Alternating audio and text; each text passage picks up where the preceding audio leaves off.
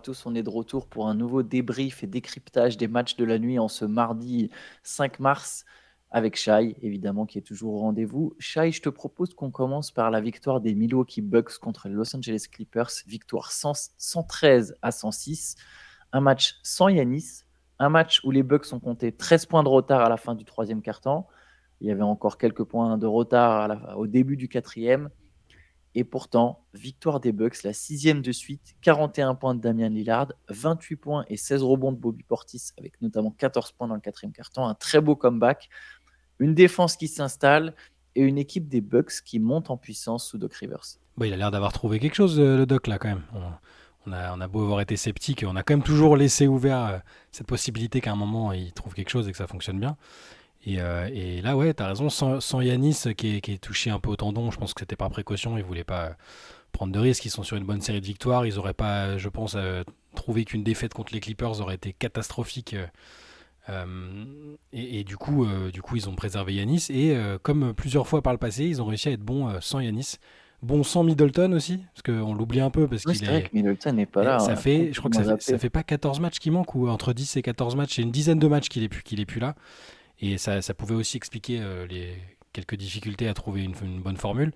Là, bah, déjà, quand Damian Lillard joue de cette manière-là, c'est-à-dire en marquant 41 points à 12 sur 22, en allant 13 fois sur la ligne et en sanctionnant 13 fois, et où ils arrivent à rester dans le match suffisamment pour pouvoir renverser la vapeur quand les Clippers montrent des signes de fatigue, parce qu'ils ont joué la veille un match extrêmement physique contre Minnesota, et je pense que ça s'est senti dans le quatrième quart-temps.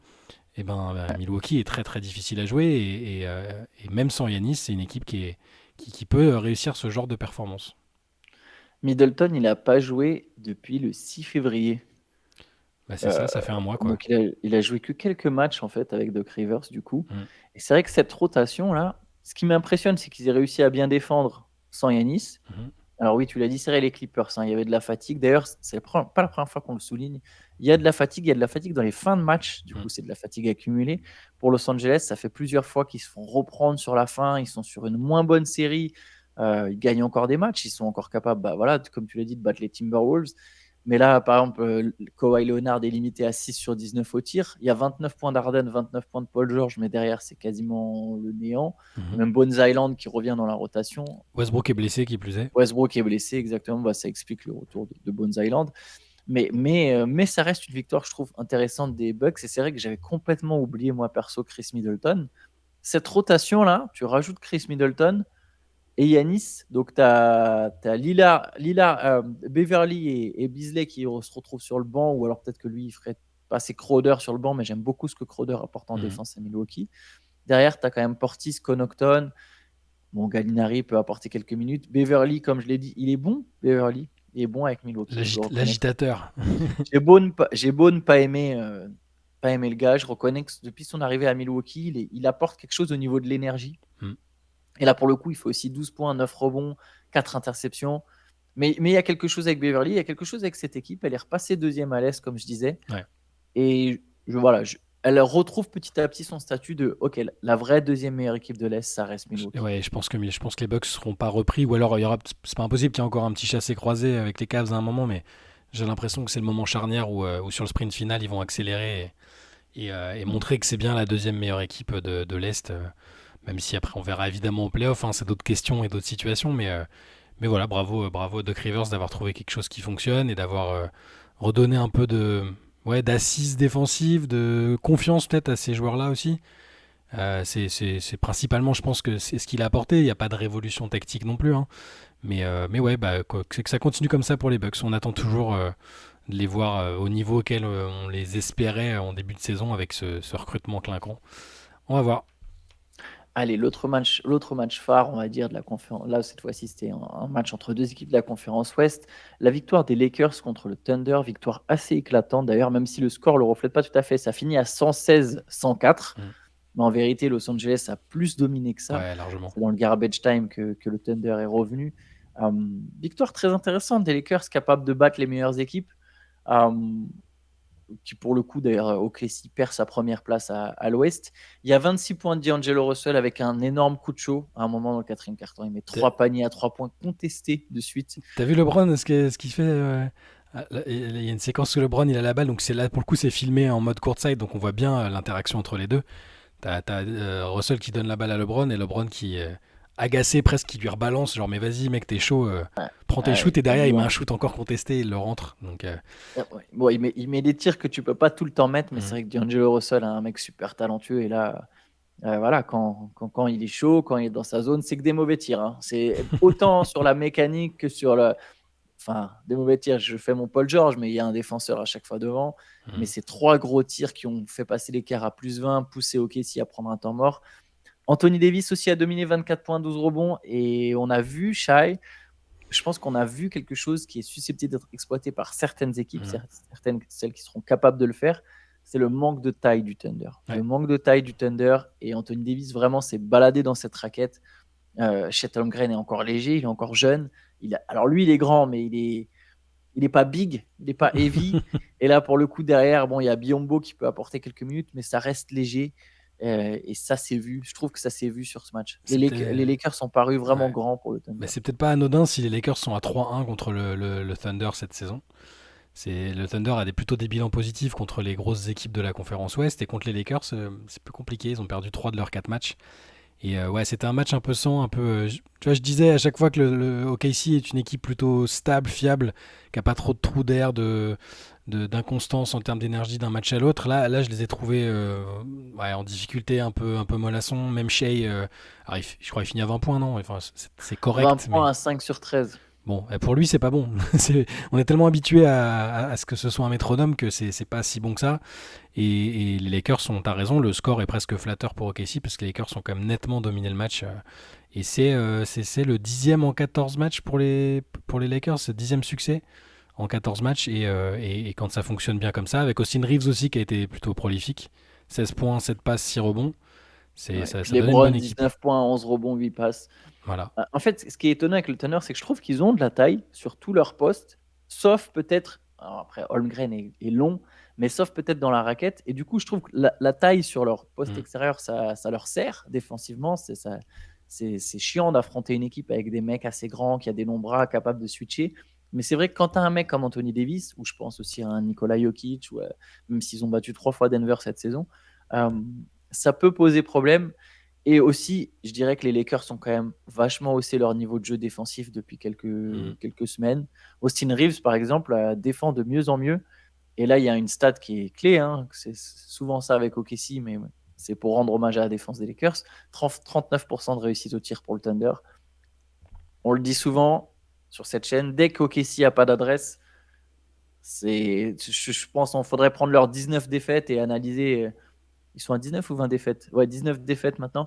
Analyser leurs 19 défaites et voir combien de fois ils ont shooté au-dessus de 42% par exemple sur les 19 défaites. Ça va être la clé pour eux en playoff. Hein. Ils seront mis au défi au niveau de la taille, ils seront mis au défi de l'adresse extérieure. Ça va être les facteurs clés. Moi, je crois quand même en eux. Hein. Quand on nous posait la question dans le CQFR de samedi sur les finalistes de conférence, j'ai quand même mis OKC parce que je crois en cette équipe. Mais effectivement, c'est des questions légitimes sur leur niveau. Et là, juste après avoir repris la tête de l'Ouest, ils la perdent immédiatement, puisque je pense qu'on va en parler, mais Minnesota a Bah gagné. oui, Minnesota a battu Portland 119 à 114. Ce qui était intéressant ce match, c'était surtout pour les Français. Gros match de Rudy Gobert. Il a Ouais, été le meilleur scoreur de son équipe. 25 points, 16 rebonds, 3 contres en 39 minutes, 9 sur 10 au tir, 7 sur 7 au lancer franc. Voilà, Rudy Gobert très propre, très efficace. 43e double-double de la saison. 40, t'as raison, 43e double. C'est vraiment une machine. On prend ça pour Anthony acquis, Edwards. mais voilà. Ouais, ouais, bah ouais, non, mais c'est fort, c'est très fort. Au final, c'est automatique, sachant qu'il joue avec un autre grand autour de Mm. lui. Déjà, il est rarement absent, Rudy Gobert. Et effectivement, quand il est là, tu es quasiment sûr d'obtenir un double-double.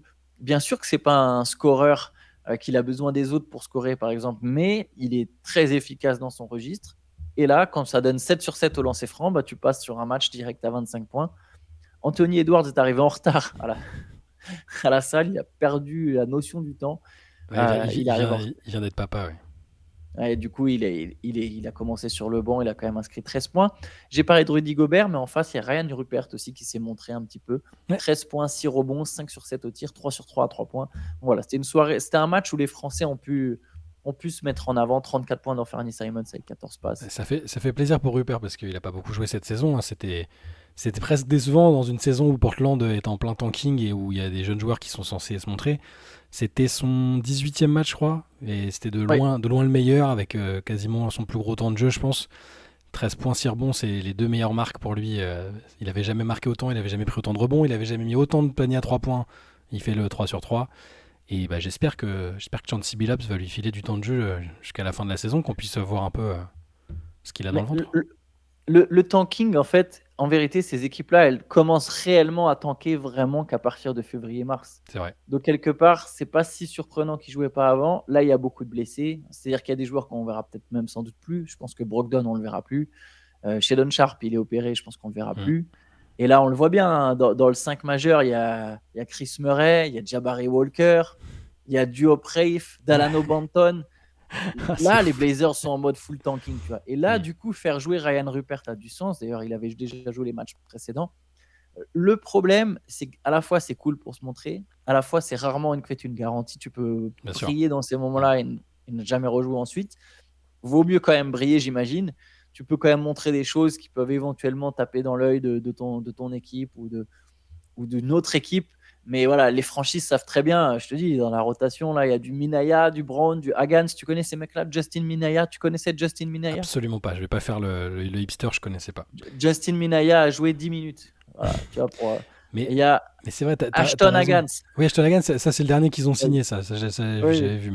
Mais t'as raison, parce que ça me fait penser à une situation qui m'avait frustré bah, à OKC, justement, avant qu'OKC ne devienne OKC, c'est-à-dire un contender à l'ouest, ou en tout cas un bel outsider. C'est qu'il y avait ces joueurs qui venaient, qui repartaient. Il y avait les deux Français, Olivier Sarr et Jalen Horde, qui faisaient vraiment des très, très bons matchs. Alors, sur des matchs qui étaient peut-être pas d'un niveau NBA, parce que l'équipe était jeune. Shai Gilgeous-Alexander était blessé, il n'avait pas fait la dernière partie de saison, je crois. Enfin, c'était une équipe voilà, sur le papier qui était pas folle, mais je me disais, tiens, Jalen Horde fait des super matchs. Olivier Sarr fait des bons passages aussi, et tu te dis, bah, ça veut dire qu'ils vont peut-être se faire repérer, soit pour rester dans le noyau de l'équipe plus tard, soit pour aller dans une autre franchise. Et finalement, les deux sont pas en NBA aujourd'hui. Donc, alors que je pense qu'ils ont le niveau pour être dans une rotation, hein, mais t'as raison, ça se joue pas à grand chose. Et pour Ryan Rupert, qui est, bah, bon, il est rookie, donc il aura d'autres opportunités sans doute, mais c'est pour ça que j'espère qu'il va quand même jouer, se montrer et montrer qu'il a un profil moderne qui peut jouer en NBA en 2024. Yes, on espère aussi. Allez, victoire du Jazz pardon, contre les Wizards, 127-115, 38 points de Jordan Clarkson, c'était la grosse perf de la nuit. C'est pas juste 38 points d'ailleurs, déjà Ouais. 38 points en sortie de banc, c'est surtout 12 points de suite, alors qu'il y avait 113 partout. Il a complètement pris le match à son Mm. compte, 12 points de suite et il fait gagner Utah. Ouais, c'est ça. 38 points, 10 rebonds, 7 passes. Et ce gros Ouais, run 12-0 à la fin pour venir à bout des Wizards. Tu sais qu'en regardant le classement, parce que je suis toujours. Enfin, ma connaissance du classement en temps réel pendant la saison, elle est quand même assez variable. C'est-à-dire qu'il y a des jours où je me souviens plus qui est où. Et j'avais complètement zappé que les Wizards étaient sur 15 défaites de suite. ils peuvent finir la saison sans gagner, hein. C'est incroyable en fait. J'avais pas du tout vu le truc, alors qu'il y a eu quelques perfs ici et là, pas dégueu. Mais 15 défaites de suite, c'est presque rentré dans les. C'est rentré dans les mœurs maintenant. On a l'habitude que les Wizards perdent et c'est dur. Le pire, c'est qu'eux ont quand même quelques bons joueurs, tu vois. Ouais. Jordan Poole, il joue mieux en sortie de banc. Je pense que ça l'a réveillé un peu. Il a 32 points. Alors bon, il lâche plus la balle, hein, mais il met 32 points. Tyus Jones, il met 21 points, Ouais. 6 passes avec 0 perte de balle. T'as Denis Avdia qui signe un double-double, Double-double. 16 points, 11 rebonds. 23 points de Kyle Kuzma avec 8 passes. Il y a quand même quelques bons joueurs. Bilal Koulibaly a rejoué. Il Ouais. est revenu de sa blessure après sa chute un peu lourde. Il a joué Mm. 33 minutes, il y a 7 points, 4 rebonds. Bon, après, évidemment, ça reste limité, même les joueurs que j'ai cités, mais ça reste correct. Et effectivement, cette équipe, elle ne gagne pas. Bon, j'exagère quand je dis qu'ils ne regagneront pas d'ici la fin de saison. Mais par contre, je ne serais pas surpris qu'ils terminent dernier. Bon, on verra, hein, ils sont Ça, tu l'avais dit, ça. Détroit à le même bilan. Tu l'avais dit dans les trucs. Quand tu avais fait tu sais, les prévisions à la mi-saison. Je sais plus à quel moment tu avais fait ça. Non, c'était un peu. Ah, si, peut-être au moment du Nouvel An. Du Ouais, nouvel au an. Nouvel An, c'est ça, je crois. Les prévisions du début d'année ou quelque chose comme ça. Et tu avais dit que tu pensais que les Wizards finiraient derrière les Pistons. Alors Ah, que. l'ironie, c'était plus une manière de croire aux Pistons que Oui, oui, c'est ça. Mais bon, acheter Wizards. Mais au final, t'as bien fait parce que bon, t'as dit ça en pleine série historique de défaites pour les Pistons. Donc là, les Wizards sont officiellement la pire équipe de l'Est. Ouais, voire plus. les 2 sont et de la ligue, ouais, elles sont derniers en NBA. D'ailleurs, Mm. on parlait de Portland qui tank au moment où justement San Antonio avec Mo Wembanyama se réveille un peu. Ouais. Portland peut encore, il faudrait un scénario assez favorable, notamment que les Spurs gagnent pas mal de matchs, mais Portland peut encore finir dernier à l'Ouest, hein, et aller chercher encore un pic haut placé à Tu, ajouter avec Scoot Anderson. tu penses que la blessure de Victor est diplomatique pour que. Parce il est touché à l'épaule, il va peut-être manquer le prochain match. Tu penses qu'ils se sont dit, oula, Portland. Je plaisante évidemment. Peut-être, peut-être, qui sait. Bah, c'est quand même important, mine de rien. C'est là où tu vois, tu sais, la chance qu'il peut y avoir sur la loterie. Tu sais que les Kings, au final, ils ont eu des tas de pics dans le top 5. Mm. Alors, ils n'ont jamais eu le premier, par contre. Ouais. Et là, Portland, quand tu fais une reconstruction comme ça, tu vois, si Scoot Anderson, par exemple, il devient jamais vraiment une superstar, que le mec que tu prends là en 3, il ne se développe pas non plus en tant que superstar. Tu te retrouves juste avec des jeunes qui sont intéressants individuellement, mais pas au point de vraiment élever ton équipe. On voit les mecs qui élèvent une équipe. Tu vois. Même Victor, son équipe, elle a 13 wins et pourtant on sent déjà, tu vois, qu'il y a quelque chose. Tu vois. C'est pas donné d'être jeune et d'élever ton équipe. Et tu peux te retrouver avec une collection de jeunes, un peu comme les Pistons en ce moment. Et ça met des années à se relever. Et tu es là à te dire, bah ouais, mais c'est juste parce qu'en fait, tu n'as pas eu à un moment ce choix du mec qui va élever ton équipe, quoi. C'est pour ça qu'il y a Donc des là, équipes qui draftent bien et d'autres qui. Enfin, il y a aussi la mais il faut de la compétence. chance Et aussi, en oui, bien fait. sûr qu'il y a de la chance, c'est sûr. C'est aussi la chance du pic, parce que tu peux drafter bien, mais si tu arrives sur une draft où il n'y a pas de bon mec, enfin, qu'il n'y a pas de mec qui élèvera un jour ton équipe, tu vois, tu vois, la draft, il y a Wembanyama, boum, les Spurs, ils ont le premier choix. Est-ce que c'est vraiment drafté bien? Oui, non, alors non, Tu quand tu t'as le vois, premier choix, c'est. non, mais il y a des équipes qui draftent quasi historiquement mal à un moment. Enfin, je me souviens, Oui, oui, bien sûr. la série des Suns, à un moment, c'était dramatique. Quand ils Oui, avaient les fait Kings, Dragan pas Bender, cool non les plus. Kings, bon, quand ils prennent Bagley, quelques années plus tôt, Stauskas, enfin bon, on fera, tiens, peut-être dans une session, les équipes qui ont drafté le plus mal dans l'histoire, Ça peut être pas mal, un ouais. classement des pires drafteurs de l'histoire de la Prendre NBA. depuis 2010, on peut se faire ça. Il y a Absolument. une let's session ce soir si t'es chaud. Bah, je Je suis pense chaud, qu'on hein, aura le temps. écoute. On va essayer de se faire ça depuis 2010. On regarde et voilà, Ouais, 23 heures sur Twitch. Vous soyez là. saurez quelles sont les équipes qui ont le moins bien drafté depuis 2010. Autre match, c'est un très beau comeback, celui des Bulls qui ont battu les Ouais, Kings justement, 113 à les Kings, ouais. 109. Ouais, ouais. Les Kings qui ont laissé filer ce match, enfin, ils se sont fait éteindre à la fin avec un gros Kobe White et un gros Demar DeRozan. 37 points de Kobe White, 33 points de DeRozan. J'ai l'impression qu'il n'y a que eux deux qui ont marqué des points dans le quatrième quart-temps et C'est le presque rookie ça, hein. Julian Phillips. Et le rookie Julian Phillips. Ouais. Mais voilà, du coup, gros comeback, 36-18 sur le quatrième quart-temps. Et les Bulls qui sont allés chercher Je me cette suis levé victoire au assez début du convaincante. troisième. Je me suis levé au début du troisième. J'ai mis un peu le match en me disant tiens, je regarde pas souvent ces deux équipes-là en ce moment.